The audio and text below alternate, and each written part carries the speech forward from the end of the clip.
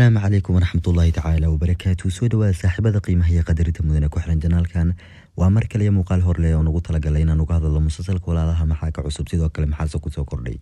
داود هدي تمركو سبوقة جنال كان ولا لا فاميلي سبسكرايب نوصل سيد وكلام مقال كان لايك نوصار وما سنتيتك بعد يسودو سمودوغنه مقال كودن بوحاندين سايقني قبل إن لغو صدري تحنها مسلسل ولا لها لغونا صدري دونو حلقة سو سعودة haddaba gabadhaasi magaceeda ayaa la baahiyay sidoo kale doorkeeda haddaba gabadhaas ugu horintii waxa lagu magacaabaa Gulaay sidoo kale waxa run ah in ay la saaxiibi doonto Aasiye markaana waa la soo hubiyay in ay taxanaha ku soo biirayso magaceedina waa la sheegay si rasmi ah loo sheegay laakiin si xalqad ay imanayso yeena dhawaan iman doontii inay mar dambe imanayso lama sheegin ilaa ya hadda kulliban ku sugeynaa hadii wax macluumaad uu ka soo baxo sida ugu dhaqsiyaha badan ayaan idin la wadaageynaa waatay waxa jira isaguna macluumaad kale oo runtii xasaasiyad wata macluumaadkaasi waxa weeye saamada ognahay ninkii Caakif ahaa wuxuu soo ogaaday Umar qofka dhalay isla markaana sidoo uu ordayay wuxuu u imaaday qoftii Suudaan ahayd wuxuuna u sheegay in uu ogaaday Umar qofka dhalay isla markaana uu yahay Axmed Ilmaas haddaba waxa la sheegay in markaas kadib Caakif ninka lagu magacaabo uu Suudaan hadalka ku badin doono una Suudaan anaan doono Suudaan markii horeba ayadoo waji ka rabin ayaa waxay dhihi doontaa wadaya guriga iiga tagay dhahaysaa kuma doonayna guriga kugu sii arko guriga ayayna ka soo burnaysaa markaas kadib wuxuu iman doonaa qoftii Shanguul ahayd Shanguul markuu u yimaado kadib wuxuu weydiisanayaa caawimaad iyo sidoo kale in uu la joogo isla markaana Shanguul way soo dhaweynaysaa laakiinse gurigeeda markuu xoogaa hal habeen seexdo sida aan sawirkan uga jeedno sawirkan waxa laga yaabaa in uu yahay xalqadiina soo dhaafay ilaa marar badan iyo Caakifada Guul guriga imaada ay ahayd laakiin tusaale ahaan ayaa loo soo qaatay marka macluumaadkan la sheegay marka Caakif markaas kadib waxay Shanguul ku dhahaysaa waxaad seexanaysaa baska dhexdiisa bal ka waran Caakifna uu ku qanciyaa balse nasiib daro Caakif oo baska iska dhaxtiifa adduunna aan warkahaynin kuna faraxsan in uu helay uu meel uu seexdo ayaa waxa dhici doonta qoftii lagu magacaabayo Goonuul oo xanaaqsan iyadoo hadlayso leh way arkaysaa Shanguul waxaan sameeyo ayadoo la ayaa waxa dhacaysa in ay caagad gaas soo qaadato isla markaana baskii uu Caakifada Guul ku jiray ay ku shubto sidaasina ay ku gubto Caakifada Guul ilaa ya hadda lama sheegin Caakif qofka badbaadin doona baskana ka soo saari doona anagana waxaan diyaar u nahay hadii ay halkaas macluumaad ka soo baxdo in aan idin soo wadaagno sida uu dhaqsiyaha badan ee daawada ilaa ya hadda muuqaalka maxaad like u saari laada like iska saar waa tahay inta hadii aan kaga nimaadno macluumaadka u xiisaha badan ee Caakif ku saabsanaa iyo sida uu ku dambeyn doono ma laga yaabaa in uu badbaado sidoo kale yaase badbaadin doona oo meeshaasi ka soo saari doona kulay wuxuu ku qaylinayay caawiya ayuu lahaaye bal halkaas yaa ka soo saari doona oo ka soo bixin doona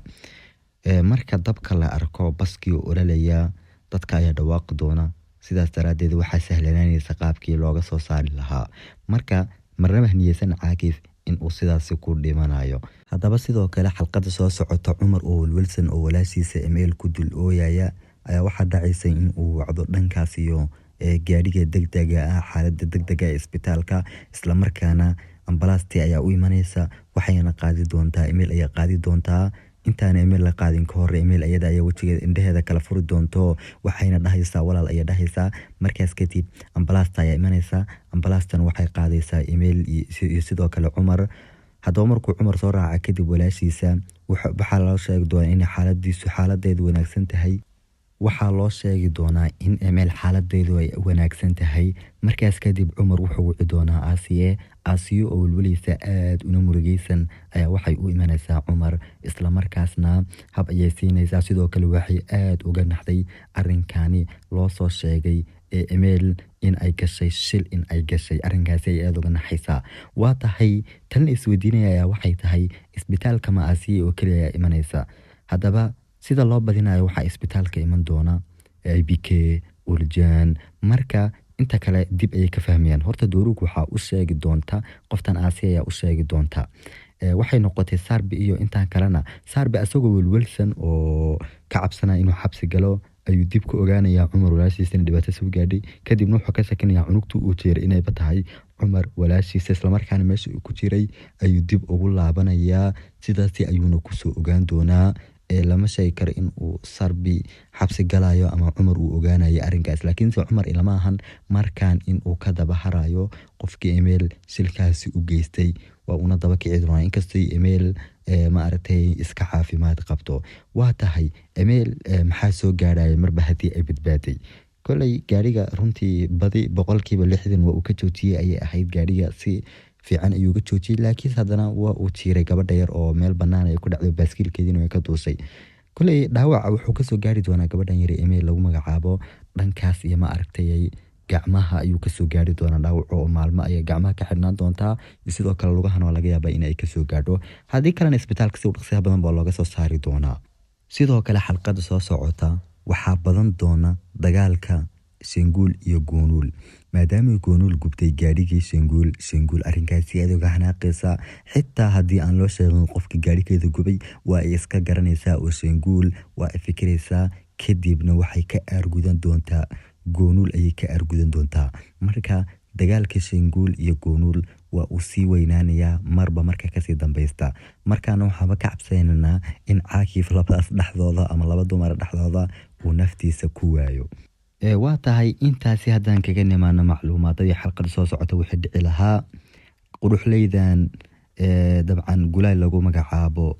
muxuu doorkeedu noqon doonaa inay asila saaxiib isa garanay halkay ka soo bixi doontaa ama dhinacay ka socon doontaa ma sida loo joogan baa la dhihi doonaa asiga gabadh cusub ayaa ku timaaday mise yacni waxa lagu soo dari doonaa iskuulkii asiga ku saaxiibayaan kullay ilaa iyo hadda arrinkaas faahfaahin kama soo bixin laakiin soo warjinaya muuqaalada xiga in aan faahfaahin dheeraada gabadhaasi ka soo helo aan idila soo wadaago intaasi haddii aan kaga nimaano musalsalka walaalaha markaan han u gudubno dhankaas iyo musalsalaadka Turkiga inkastoo musalsalaadka Turkiga de waqti badan aan u hayn oo fiidiyoga aan taaganahay gabagabadiisii laakiin waxaan idila wadaaginaa dhankaas iyo daawashada kaalmaha iyo idila wadaaginaa waa tahay kaalinta koobaad sidii caadadeed waxaa ku jira Goonuul Da'i xalqadii seasonkiisa 3aad xalqadiisa 6aad asaga musalsalka walaalaha isku mid waxa uu noqday totalkeedu 10.20 musalsalkan runtii guusha uu soo xareeyay Turki dhan way ka yaaban yihiin iyo daawashada uu soo xareeyay kulley hambalay ayaan leenahay kaalinta labaad waxaa ku jirta Yaali Jabkini oo telefishinka Star TV laga daawado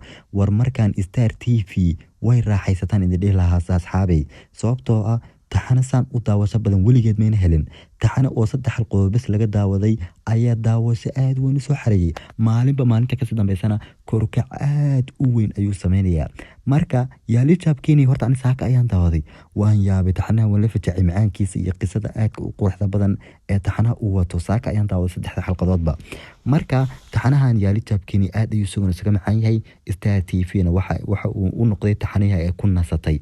waxayna isku dayaysaa inay u samayso season 2 season 3 season 4 sida musalsalka walaalaha uu guus u soo xareeyay waa tahay kaalinta saddexaadna waxaa ku jirta Bamboo Jahanesi maas taxana lagu magacaabo telefishinka ATV sidoo kale kaalinta afraad waxaa ku jira musalsalka Cusmaan xalqadiisii u horeysay seasonka afraad oo soo laabasho aad u weyn sameeyay kadib markii totalkeedu uu noqday 8.26 kulli Cusmaan ma sheegi kar inuu kaalinta saddexaad imanayo sababtoo ah horta kaalinta koobaad markaan maba rajaysanay Cusmaan ayay beelatahay sababtoo aday Goonuul Da'i wixiisu waa uu sii weynaanaya sidoo kale Yaali Jabkini sheekadiisu asagana waa sii weynaanaysaa kaalinta afraad waxaa ku jira taxanaheenii kaalinta shanaad ayaan ka wadaa Kaardaslerim ay ku jira ama musalsalka walaalaha oo asaguna xalqadiisa u dambeysay korkac sameeyay kadib markii totalku noqday 7.66 markii uu noqday kaalinta lixaad waxaa ku jira musalsalka hawlka Sabdoonka ama Abaabul ama Tashkiilaad sidoo kale kaalinta toddobaad waxaa ku jira Uchkis Kardesh ama 3 gabdhaha walaalo telefishinka Canal D ayaa laga soo daayaa musalsalkan maalinta salaasada marka taxanahan xitaa wallahi runtii ma liito oo waa dhow kaalinta afraad meelaha uu imaan waagii hore kaalinta afraad ayuu ku jiray waxay la tahay seasonkan labaadna inuu insha Allah kaalinta koowaad mar uu soo taabsan doono kulley marta dhiga ay la tahay taxanahaasi sidoo kale Canal D aad ay u amaantay kaalinta sideedna waxaa ku jirta Alab Arsalan oo telefishinka TRT laga daawado asaga xitaa kaalinta saddexaad ayuu marmarka qaar imaadaa kaalinta sagaalaadna waxaa ku jira ATV taxana ay leedahay oo Aldatmaaka lagu magacaabo xalqadiisa saddexaad weeye asagana kaalinta tobnaadna waxaa ku jira Yargi ayaa ku jira oo asaguna totalkiisu yahay 5.52 waa tahay daawada intaasi waxaan ku soo afmeereynaa muuqaalkeeni aan maanta ugu talagalay musalsalka walaal wixii ka cusub sidoo kale musalsalka Turkiga daawashadooda daawada haddii ay tahay markii kuwa soo booqatay janaalka subscribe noo saar sidoo kale muuqaalkaani like noo saar waa maasintaa ka bacdo anigo saaxiibkeena Khalid. Wassalaamu calaykum waraxmatullaahi tacaala wabarakaatu.